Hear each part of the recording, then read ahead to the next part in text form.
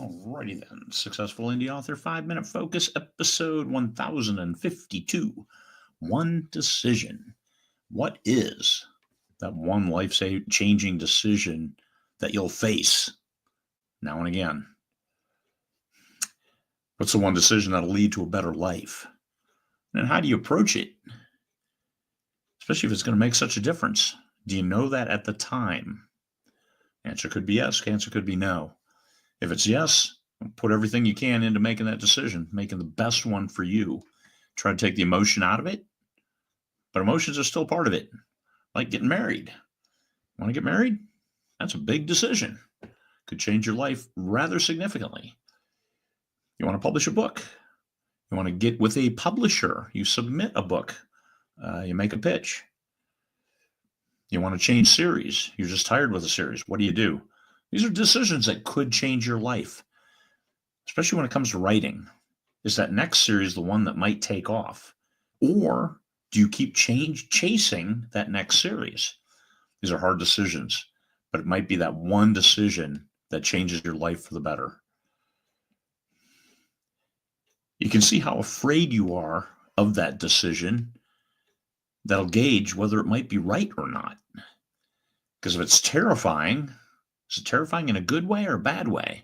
Are you afraid of success? Or are you afraid of not scrabbling along with where you are?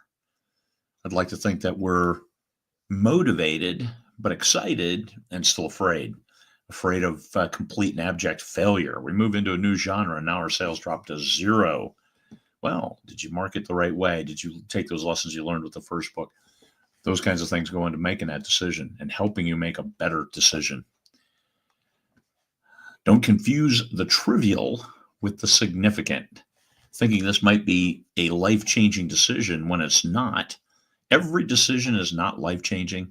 Some of them are just decisions. Do you want this or do you want that? All right, whatever. Understand which ones aren't trivial. And those are the ones you give your attention to.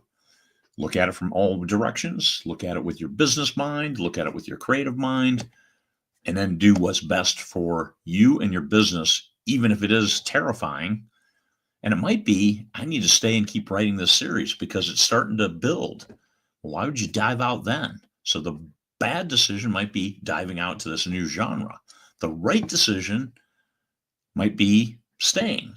The right decision might be diving out to that new genre. But you know what? You can always go to that new genre later, especially if you're getting traction and gaining traction. So that's what we write for. Keep the readers entertained and keep them on board and bring more on board and jonesing for that next book. And oh man, as your pre-order sales are going up and up, don't dive out then. My goodness. Unless you're completely burnt. I can't write another word of this. I'm just going to melt down. I can go months without writing this story because I don't want to. All right. I think that decision's already been made for you then. Maybe it is time to jump. But then you can always go back.